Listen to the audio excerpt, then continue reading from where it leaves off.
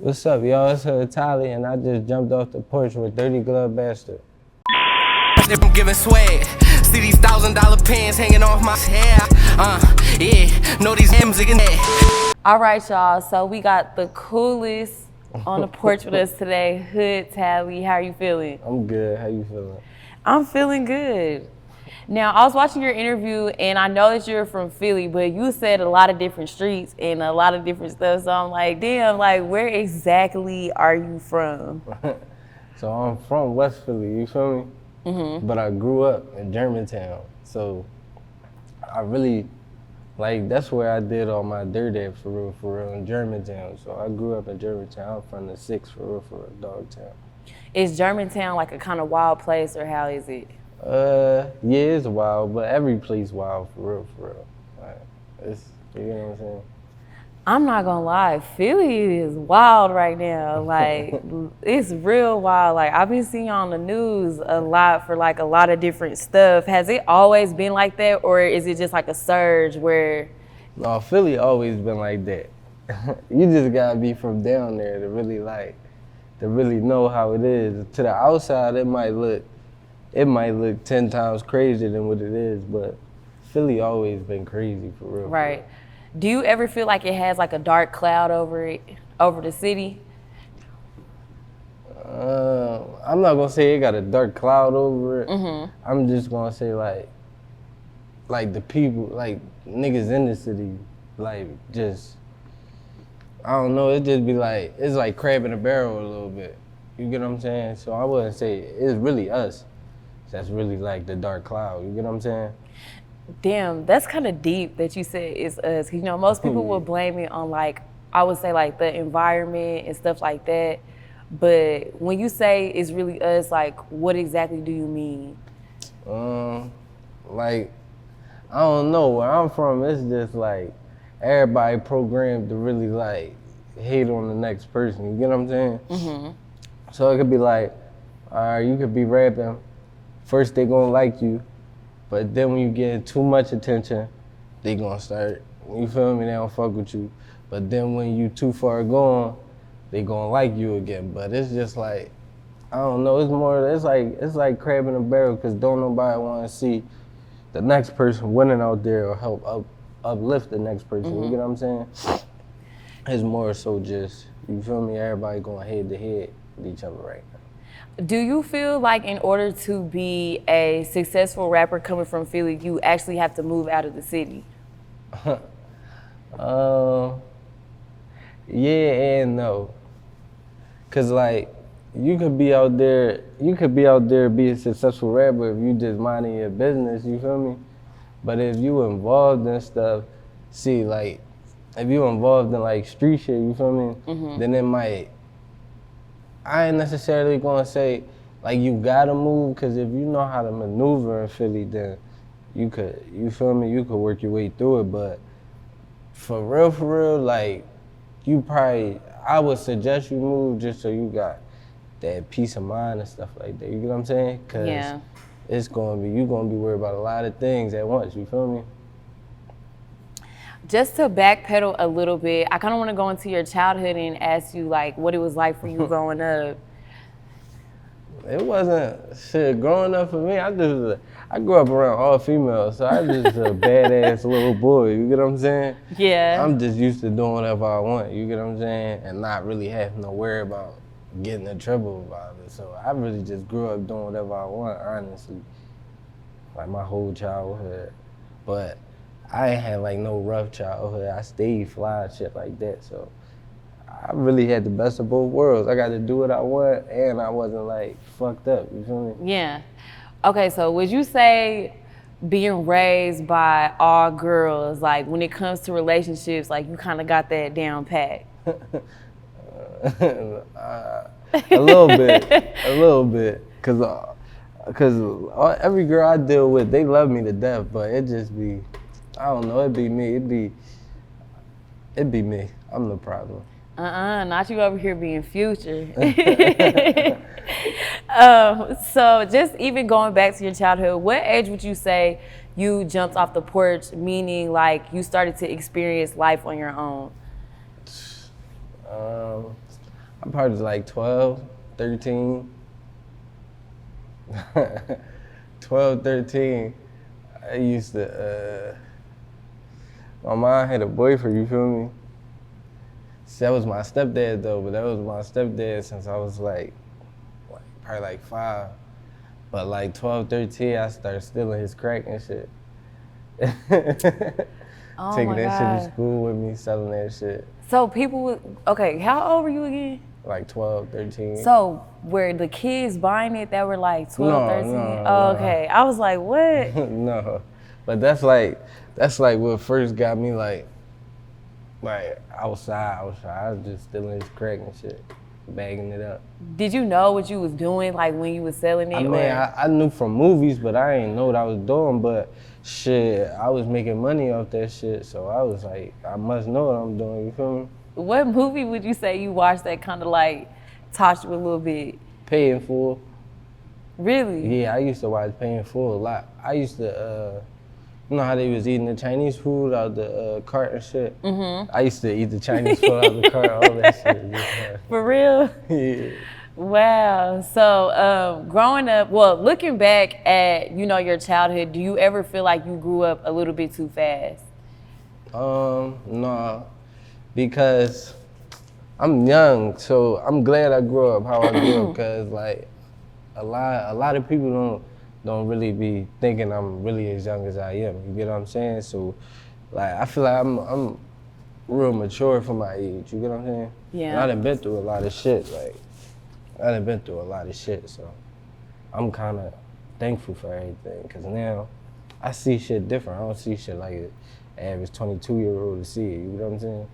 What would you say are like the things that you see differently from an average 22-year-old? I'm worth something. Like, I ain't, you feel me? Before, I just was on some, like, fucking shit. Like, I'm just here. You get what I'm saying? Mm-hmm. Like, just go with the flow day by day. You feel me? Whatever happens, gonna happen. But now it's like, I got something that I'm locked in on that I'm trying, you feel me? So, that shit made me realize, like, shit, you could be like this, or you could be like this. You get what I'm saying? It's just, you really got control over that shit. Where do you think the fucking mindset comes from? I don't know. I just never really cared about nothing, for real. I only cared about girls, clothes, and drugs. But, like, shit, I had to go through shit, you feel me? Like, I had a son, all type of shit. It was just, I just ain't give a fuck about a lot of shit. This shit just was like, day by day, like going with life, you feel me? Living for the moment type shit, like. Right. Yeah. And speaking of your son, I had watched the interview that you did where you spoke about getting shot outside of like your baby shower. Yeah, I got shot at my gender reveal. Well, wow, like if you don't mind, what exactly happened? Well, I was at my gender reveal. It was at a place it shouldn't have been, but I didn't care. You know what I'm saying? Mm-hmm. So, we found out what we was having. I walked outside to get something out of the car, and then as I was walking back, somebody met me. You feel me? Like, we was like, you feel me? If I'm walking, so he walking towards me, and then I recognized who it was. They pulled a gun out and they shot me. Wow. So what was like everybody's reaction that was at the gender reveal? It's crazy because it happened outside, so everybody else was in the house. Mm-hmm.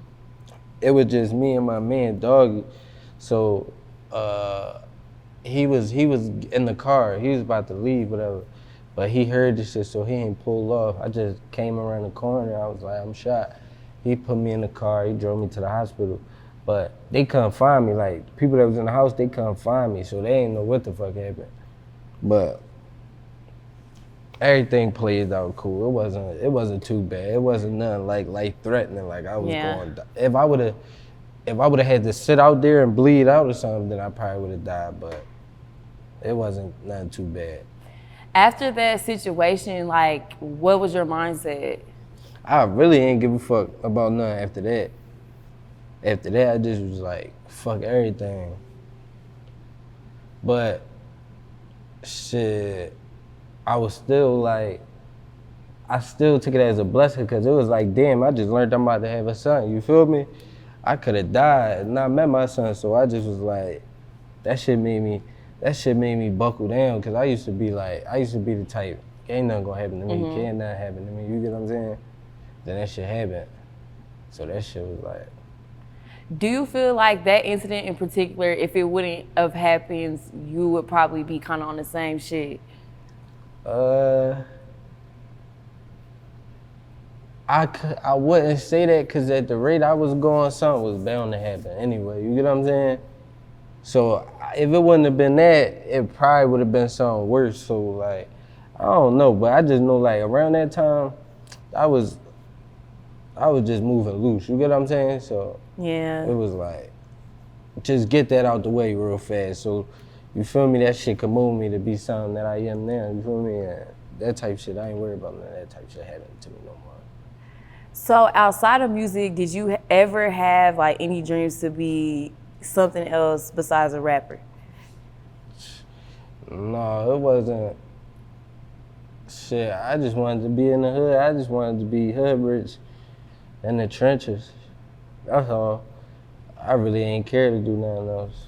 Why well, I'm gonna ask you, do you feel like it's hard to like really leave the hood? Like, is there something there to where it just keeps you like captive in there?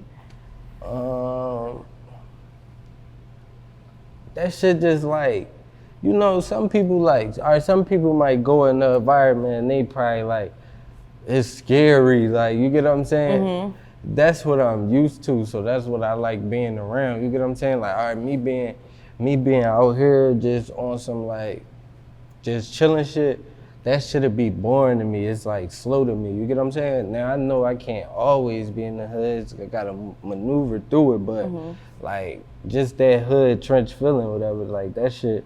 Even like if I fly to Chicago, I like going to the hood in Chicago. I just like being in the hood because that's just where I come from. You get what I'm saying? Right. Do you feel like that, like your mindset with that would ever change as you get older? Yeah, because it's going to get to a point where niggas going to be calling me to come down. I'm going to be like, man, I ain't fucking with y'all. I'm doing what I'm doing. But I still got to go back, though, like, to give back. You feel me? Mm-hmm. But if it ain't going to be about that, like, down the line, if it ain't going to be about giving back, then I'm not just going to be fucking around in the hood just to go on the block and shit like that. No, I got to be doing something productive. So I know, like, well, just doing a lot of research, people do affiliate you with a lot of beefs. Yeah. And outside of that, you know, I would want to know, what is it that you want people to know about you, even when it comes to you as an artist and stuff like that? I'm nothing like what you probably seen on the live or on Instagram. I'm more calm than all that. Like I really don't be trying to like go through it with people, but like I don't like when people play with me, or if I know that you, like if I know you personally, if I know your story on how you grew up, and you don't got like no type of rank to play with me, then like that's when shit gonna go, you know what I mean? But as far as like beef and all that, I'm not beefing with nobody, but I want everybody to know, stop trolling, and if you is beefing, please stay off Instagram. You're gonna go to jail. Not you're gonna go to jail. You're gonna go to jail. You keep playing. Now I gotta ask you, is it possible to be a rising Philly artist, like a popular Philly artist, without being involved in beef? Yeah, cause it's a lot of them. But it's just me specifically. Like all other Philly artists don't like me for some reason, but I wouldn't like me neither if I was rapping since I was in 8th grade, and it took me since 2020 to get where you at. I wouldn't like me neither, but it's not hard. Everybody else really get everybody else really get the easy pass through this shit. They just try to make it hard for me. For real, that's how I be feeling. When you say easy pass, like what you mean? Everybody be fucking with them and shit like that. Like me, I don't got no features with no Philly artists like that. Except for niggas I'm cool with, but like Philly artists that might come up when you think of Philly, we don't got no features. We don't got no songs. We don't be around each other. None of that shit. Wow. So with that being said, like, what does your grind look like? Huh? What does your grind look like? See, the thing is, like, I work smarter, not harder. You get what I'm saying? So, like, but this rap shit, I got a secret weapon that none of them don't got. You get what I'm saying? So, all I gotta do is make music, for real. And all I gotta do is make music. My grind look like making music, staying off Instagram, like, on live and shit like that. And staying out of trouble. For real, that's all I gotta do. Everything else taken care of. Right. So I know you no longer live in your city. So just your perspective, how important do you feel it is to leave your environment that you grew up in as you get bigger? Yeah, you got once you get to a certain point, you gotta leave, like, cause you get what I'm saying? That's where you become a target. And you don't want, like, of course you're gonna have people trying to do something to you, but most importantly, you become a target for the police, and they will lock you up. I'm gonna keep stressing that to everybody, cause like, it's not a joke right now. You will become a target and they will lock you up. So like, it's best to just go ahead, get your money, make your little money, take care of your people, and get out the way. Cause when you really got it, that's when they really gonna come for you. Right. What would you say were like some valuable lessons that you learned in the streets?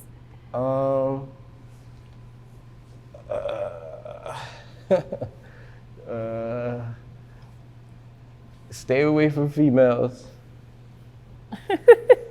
Stay away from females. Get you a girl. Wait, why you say that? No, like don't be one of them.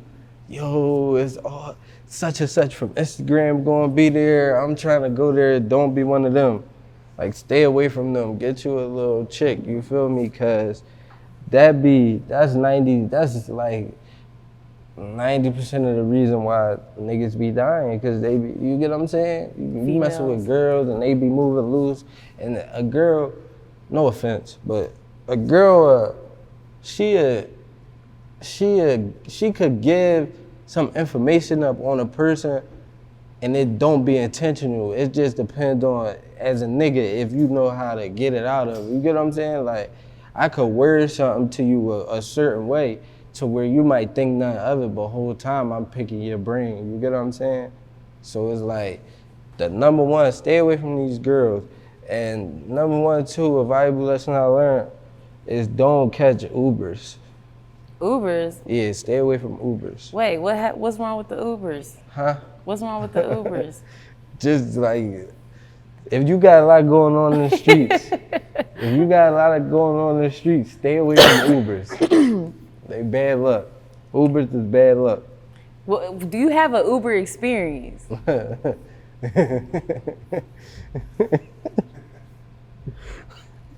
No, I don't got no Uber experience, but like, it's bad luck. Just trust me.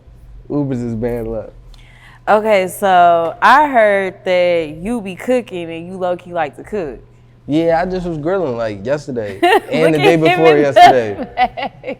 I just brought them some food. You ain't bring us no food, you fake. I got you. You fake. No, I was cooking on the grill. Yesterday and the day before yesterday. Okay, I know I cook everything, you not though. being biased just because you his friend, right? No. That's probably. I eat like I'm pregnant. Like, I can't eat nothing. I don't like nothing. So I've been waiting on him to come back.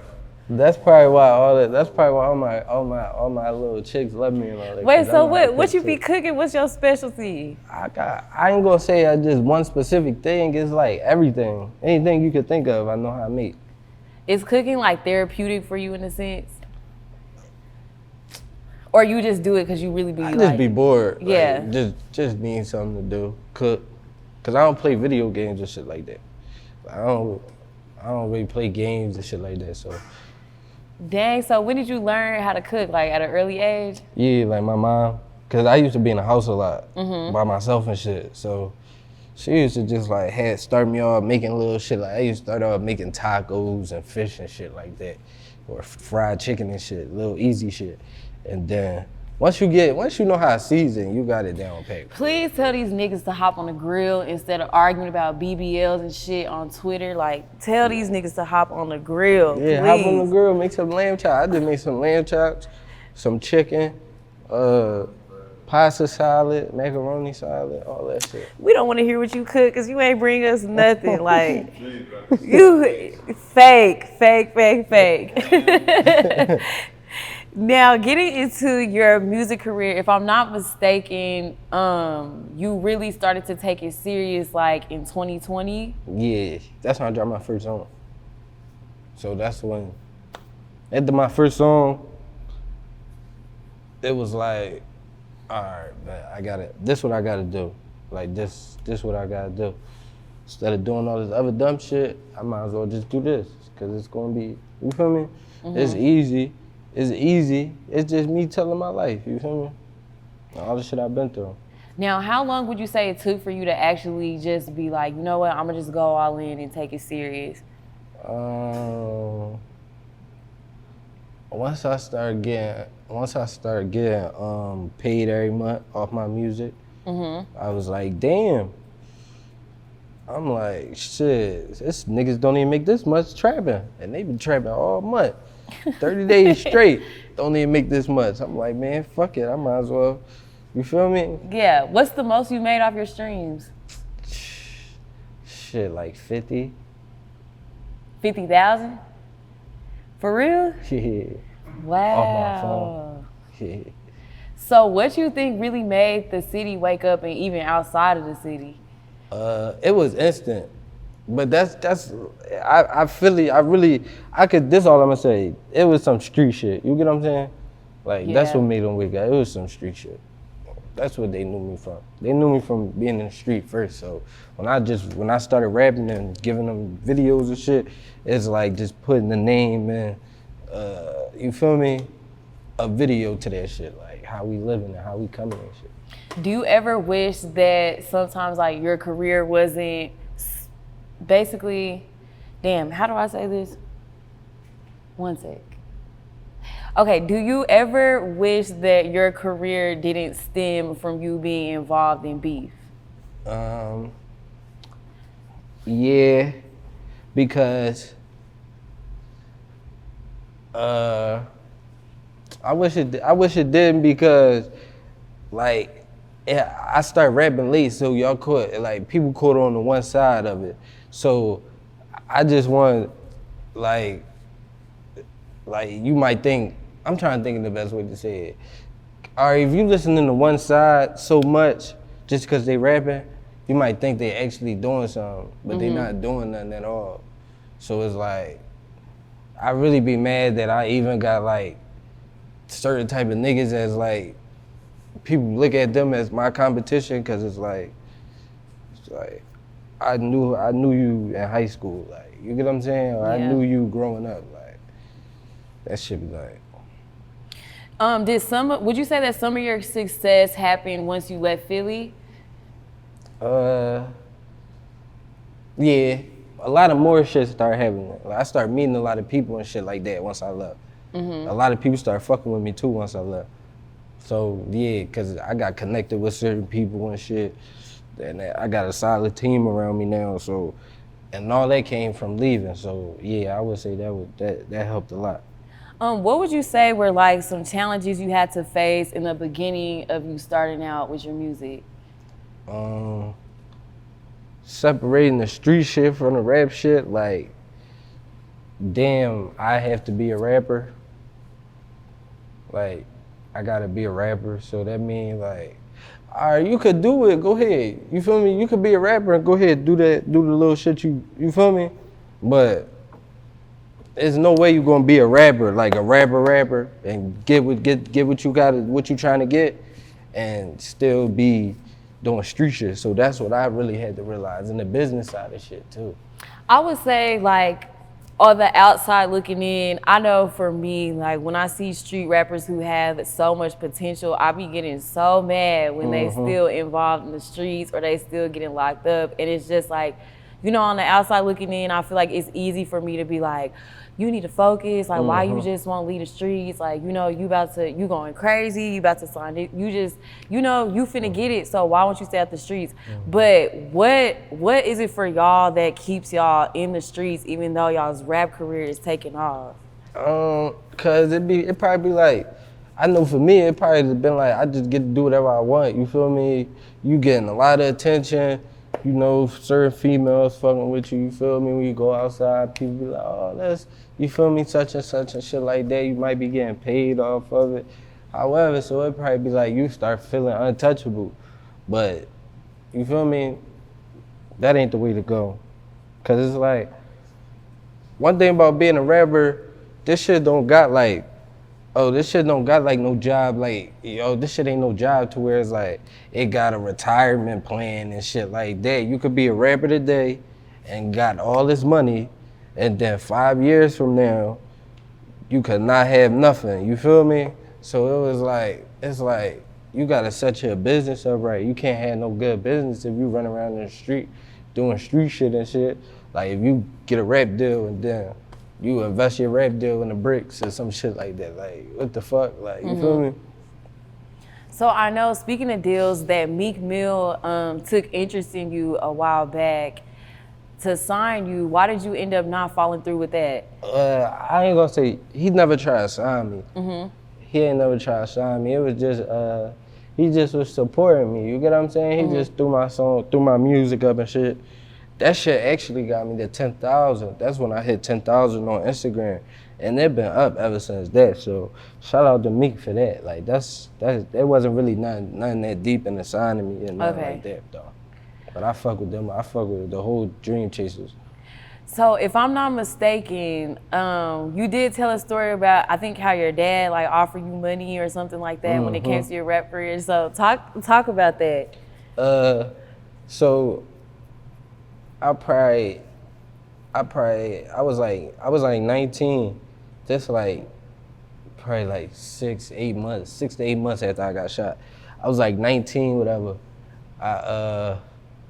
I just got back in touch with my dad. Last time I was talking to my dad, I probably was like 3 or 4 or some shit. So boom, I got back in touch with my dad, but see, my dad used to rap, like back in the day and shit. So he used to be on like little freestyle videos and shit in Philly and shit. Oh, so, wow. Boom. One day it was just a way of us hanging out together. But I'm 19, so I'm like, it ain't too much we could do. Like, I'm not trying to go to the movies and shit like that. Like, you feel me? So he just was on this tip, like, shit, start coming to the studio with me. You feel me? So boom, I'm like, all right, but I'm still on the tip, like, what the fuck am I coming to the studio for? Like, what the fuck is that doing for me? So he bribed me in and shit. Like, he told me if I do it, every song I do with him, he gonna give me $500 and shit. So I'm like, all right, bet, you feel me? But that just was him. You feel me? Giving me the whole runaround and shit. But then I started liking it though. Like, I started like being in the studio. I made a song, but I made like I made like 35 songs before I dropped my first song. Damn. Cause I wasn't like, I was trying like really, I didn't want to come out just saying anything, you get what I'm saying? Like, I wanted to really perfect it at first. So it took me like 35 songs for me to drop my first song.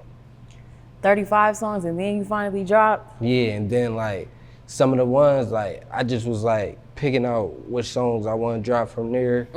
And then out of them 35, I forgot how many I put on like my first little tape I put out in Philly. But it was like, that was like, them 35 songs was like my first little wave of music that was coming out though. Now, your single Exotic was like the one that really went crazy. So talk about the process with that, and did you even know that it was gonna do what it did? No, I'm trying to think. Where the fuck did I make that at? I made that in somebody's basement with my dad. I made it with my dad. I'm trying to think. What the fuck? I just was high one day. We was in the trap and shit, and I just started writing that shit, and then I went to the studio with my dad down South Philly and shit. But it was in the crib. Boom. I recorded that shit. I was letting people hear it and shit. And they was fucking with it. So I recorded it like at the end of 2019, but I didn't drop it till like February 2020. But I had it in the tuck. I just didn't know which video to put out first. So I put that out first, and then we just ganged up, put a bunch of guns in there and shit. And then that shit started doing crazy. That shit started going crazy. So it was like, I gotta drop another video. Right. Would you say with that single, what do you feel really attracted an audience when it came to that? It was probably two things. It was like, cause when I dropped that, I had like 600 followers on Instagram. I wasn't never no Instagram nigga or nothing. Like I ain't like being on Instagram and shit. So, fucking, I dropped that. Had like 600 followers. It was probably like, people probably was like, who the fuck is this? And they probably was like, why the fuck they got all these guns? And that probably was the main two. And then the word, like the lyrics, not bad. So you get what I'm saying? Right, and all of your views, like when I was looking at your visuals, like all of your views are crazy as hell. I know. I be like, I just be putting it, like, one thing about me, I don't like reposting and reposting, tuning in. Like, I hate doing that. So like, I might post this shit on my page like one time and then let it do what it do. Like, that's the type of person I like letting this shit do what it's gonna do. So that was fucking my head up too. Like, I be like, damn, everybody always grabbing my shit. So. Right. And I also want to ask you, as an emerging artist, do you ever feel like it'll be too early for you to sign a deal? Or do you feel like there's a such thing as it being too early for you to sign a deal? Yeah, it is. But it depends on what you looking for. You get what I'm saying? Because sometimes you might jump too early and you might sell yourself short for what you really worth. But your worth depend on how much leverage you got. So, like me, I don't got no problem. We don't really got it. We not having no money problems. So I'm not pressed to just jump into a deal because I could build my name up more. You get what I'm saying? To where I really got leverage to this what I want to do or this what I want. Instead of me just I'm just pressed for money. So I'm like, damn, let me just take this. And then in the long run, I'm in a fucked up situation and you feel me, owing somebody money. Have you been having the labels reach out to you? Yeah, it been labels reaching out and shit, but nothing too crazy. Right. Now, in this moment, what would you say are some goals that you see for yourself as an artist? I gotta get some of these features done with the people I want to get them done with, but that ain't gonna be hard, like, cause I'm already locked in with everybody, so that shit ain't gonna be hard. It's just a couple people that I ain't come across yet, but that's really what I want to do. I really want to see, like, I just want to see how everything gonna turn out. I got a real strong image of how shit gonna turn out for me, but I just want to see shit play out for what it's gonna be. Do you feel any pressure to really put on for Philly right now? I don't feel like it's no pressure because I feel like I'm doing it. Like, I don't really feel like it's no pressure to do it though, because it's like, you feel me? They know what's up. Philly know what's up with me. Everybody else knows what's up with me, so. So going into like the future, do you ever feel like Philly's music scene would get better as far as like the beefs? No. No, cause now that's the trend everywhere. You get what I'm saying? It's not just Philly, it's the trend everywhere. That's how everybody, that's how, you get what I'm saying? That beefing might make you rich, depending on if you know how to maneuver. But then, it's other sides to that shit too. So like, if you gonna be beefing and rapping and all that, you gotta be able to maneuver. You get what I'm saying? I think that's the thing. Like when you do that, people make themselves too much of a target all the time. Yeah, it's like you make yourself this big of a target, but you still live with your mom on 18th Street or some shit like that. Like, you feel me? Like, what the fuck? You might be getting 10,000 views on YouTube, but you still live with your mom in the middle of the city that you done brung 15 girls to that everybody know. How you expect this shit going and you dissing everybody and their mom and shit like that? That's what I thought. I don't even diss no more. Really? What really brought you to the moment where you like, okay, I'm done talking about this shit? The cops. That is a thing now. They definitely investigating on them lyrics. The cops. That's why I'm just a rapper. Now, you just dropped Giving Swag, so talk to us about that visual and just what the song means to you. When I made the song, I was real fly, so I had like some gallery depth shit on, some YSL shit on, some shit. I was just in the hood. I was in Philly when I made that. I made that in Philly. But no, we were just on some fly shit, so that's how I just started the song. And then the video just them showing, you get what I'm saying? We black truck, out to eat, just regular everyday shit for us, just showing them. That's all it really was. And you just dropped that shit. Yeah, like, I was asleep when it came out. For real? Yeah, this shit came out like, what, 12 or something a day? Something like that. Now, you released a body of work this year called Free Smoke. So talk to us about that creative process with that. I'm about to drop a real actual like tape called Top Op probably before this month out. But Free Smoke, that just was a bunch of songs I had piled up from the last like year and a half that I just put out. You know what I'm saying? Because it was just in my notes. So I'm like, I might as well put it out, just like a little warm up. Ooh, with this new project that's coming out, you got any features on there? No, it ain't no features on there.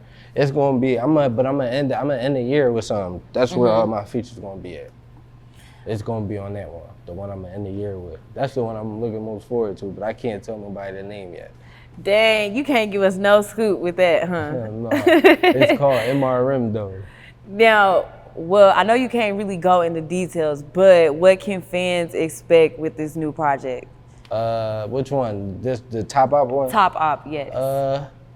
It's gonna be a different vibe. It ain't just gonna be bang bang, shoot 'em up, kill shit, or gang shit and all that, beef shit. It's gonna be a bunch of different vibes. It's gonna be that. You want me to talk crazy? It's gonna be that. But we're gonna talk about some paper, all type of shit. You gonna be talking about love on this one? I mean, no, not really. No, I'm gonna open that lane up. I'm trying. But For real? Yeah, it's kind of hard for me. Now, who are some artists that you want to work with in the future? Kodak. I can see that. Niggas like Future, Lil Baby, Lil Durk, shit like that. You know, typical. I could definitely see that for sure. We gonna manifest that for you right here while we on the porch. Yeah, I need that Kodak picture. Now, outside of your new project that you're gonna be dropping, what else can we expect from you this year? Just a bunch of videos. In the year out with a bunch of videos, and like I said, I'm gonna end the year out with a bomb like that. That tape I'm gonna end the year out with, that's gonna really be one of them. So that's really what I got coming. And my birthday in January, so like it's about to be all like, you get what I'm saying? Yeah. All turn shit. I know that's right. Now, before we wrap up, do you have any last words or shout outs? Man, I just give a shout out to all the guys, man. Free Soldier, free all the guys, free Drench, man. And I mean, that's all. That's all I want to do. Free the guys, man. Free the guys. Oh, really quick question. What advice would you give to any artists who feel like they cannot make it out of their hood? Just keep rapping. Stay down. Keep. But like, I know rapping costs money. So like, you get what I'm saying? If it ain't going for you, bro, it's nothing wrong with you getting a job, bro. You can go get a career job. Like, I graduated high school and was working at the post office, bro. I was making $23 an hour. Like, you could go get a job and still be cool, like, be able to take care of your family and shit like that. So you don't necessarily gotta rap to get out the hood, but if it ain't working, don't be like, it's not working. You get what I'm saying? Like, and that play a part. Like if you got people around you and they know your music suck and they not telling you, bro, you gotta reevaluate. You gotta find new friends. Like, hang around different people that's gonna tell you the truth and shit like that, and you be alright. Damn, that was some solid advice.